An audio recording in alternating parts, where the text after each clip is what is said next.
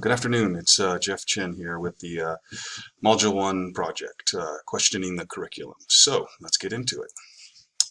First I'd like to define what I think curriculum is, and well, not what I think, but out of the reading, this is what I pulled. It is the entire range of experience, both undirected and directed, concerned in unfolding the abilities of the individual. And also, it is the series of consciously directed training experiences that the schools use for completing and perfecting the unfoldment. So, with that sort of idea in mind, we can go with the history of curriculum in the United States, so the focus of it. So, in general, I'd like to say, just in general, this is what curriculum does. It follows the trends and patterns in population. So bigger population, you need to change the curriculum. Smaller population, change the curriculum. Industrial development, that's obvious because we're all here to make jobs and make money. So if the industry changes, we need to change. Economic globalization, that's trade. This is an interesting one because for the most part of the early parts of the United States, the amount of wars we were in forced us to expand and think outside the box. And so global dominance, I threw that in there, possession, military, and technological. So in general, curriculum follows those four things. So the history of it. So we know in the 17 and 1800s about apprenticeships. Blacksmithing, textile production, agriculture. Pretty simple.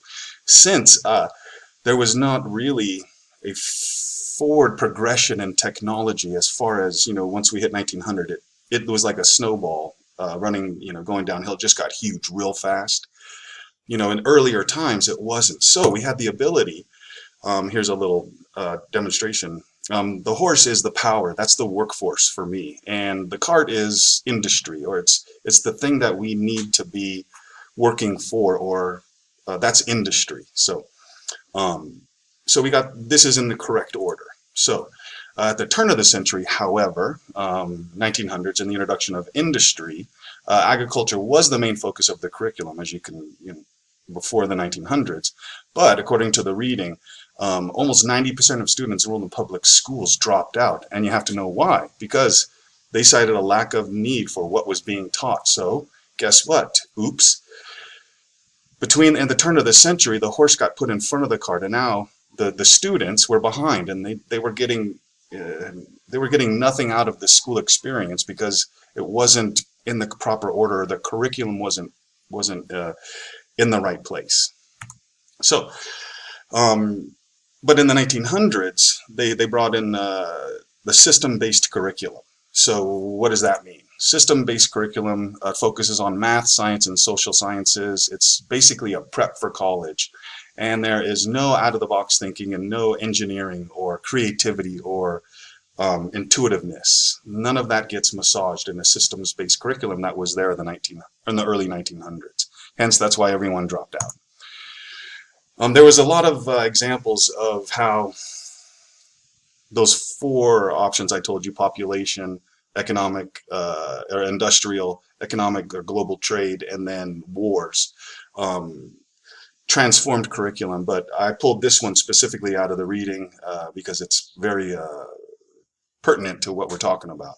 So the Sputnik satellite, there was the Russian space race with us, and they were in front of us. So after they put their satellite in the atmosphere, or in the space, Congress enacted the National Defense Education Act, and that provided funding and opportunities for exceptional students. That's interesting, but just for exceptional students to train in critical scientific fields. So in any case, now moving forward to my lifetime of curriculum. So I was born in 1971. So you can imagine, for me, it was systems-based and very linear.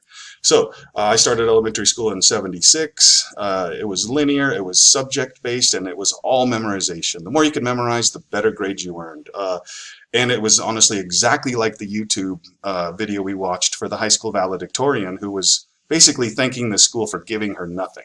And that's exactly what my high school experience was, because the curriculum was not even close to being pertinent for the things that I needed in my life.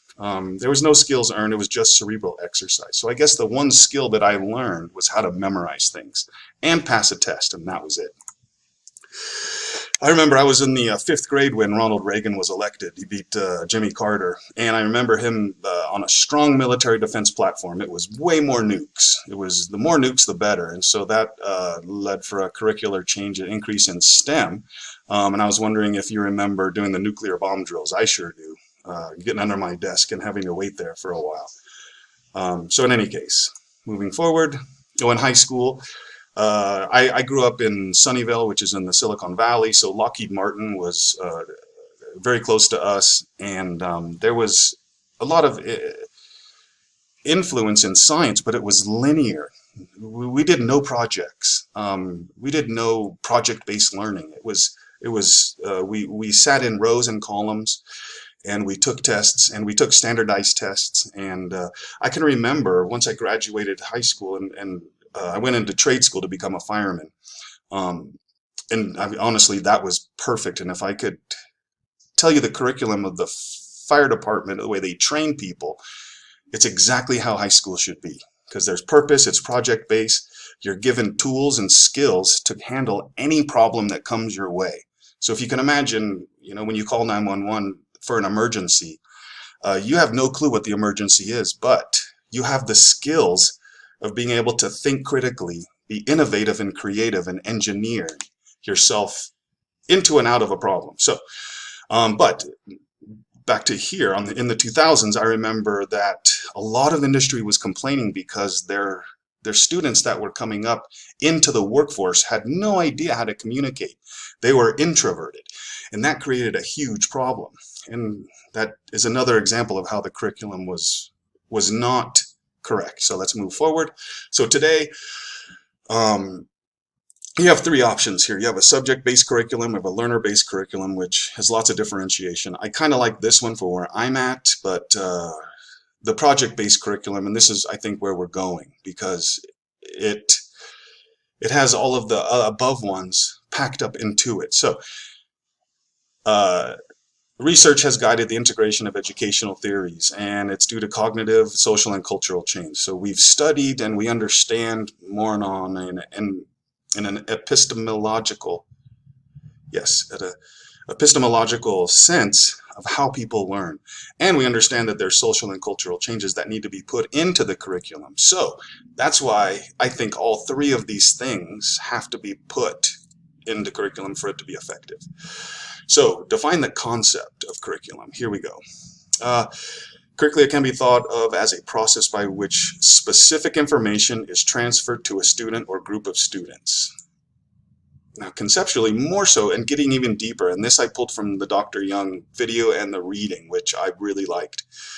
In his mind, it's what is the knowledge, and in his mind, of course, the powerful knowledge, and I'll define that later, that school students are entitled, and that's the part here that teachers have to focus on, the entitlement of knowledge to have access to. So let me read that again. What is the knowledge that school students are entitled to have access to? That's the basis of what curriculum should be.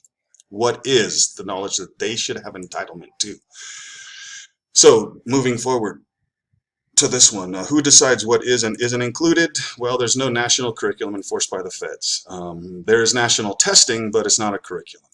So the state sets the basic or broad terms of the curriculum, but we all know that the school district and the specific school, and more importantly, the local educators decide what is in the curriculum. I like to think of this as a funnel. It's very general at the top, and then as it gets down towards the bottom, you get very specific. And this is because, it depends on local trends and local industry. So for us in San Diego, what is our local trend? Well, we have a huge military influence. We have aircraft. We have ocean. So our curriculum needs to be funneled from the broad base at the top down to the specifics that the students can look outside and see. Why do we need to understand the purpose of curricular design? Well, there is an interdependent relationship with pedagogy and curricular design. So the curriculum cannot specify what teachers do, because we're the professionals, and the curriculum cannot tell us how at the bottom of the funnel how we're teaching, because number one, we know our students, we know their culture. We know their social economic status, and for that reason, for us to make a connection is important between the curriculum and them. So that's the purpose, why we need to understand it. Here we go again. And also that there's a hidden curriculum. The hidden curriculum is a side effect of schooling, and it's the norms, the values, and beliefs. And conventional curriculum does not prepare students for new challenges. And I like this. It's the dialectical nature of mankind, because that means basically through every generation we give information to the younger generation, and it's because of that that we become a dynamic society that's always changing. So now this is why we need to understand the purpose of curricular design, because going back to my earlier thing, this is where we were when we were blacksmithing and doing apprenticeships. Everything was perfect. But then this is where we are today. We put the horse or the cart before the horse.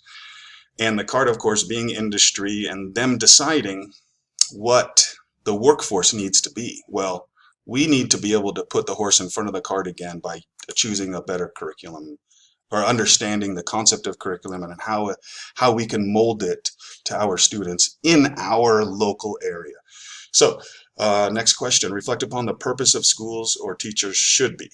What is the purpose of schools or teachers? So the purpose of schools, teachers, is to have a finger on the pulse of industry, understand the current or flow, I put tide in here, of social and economic change.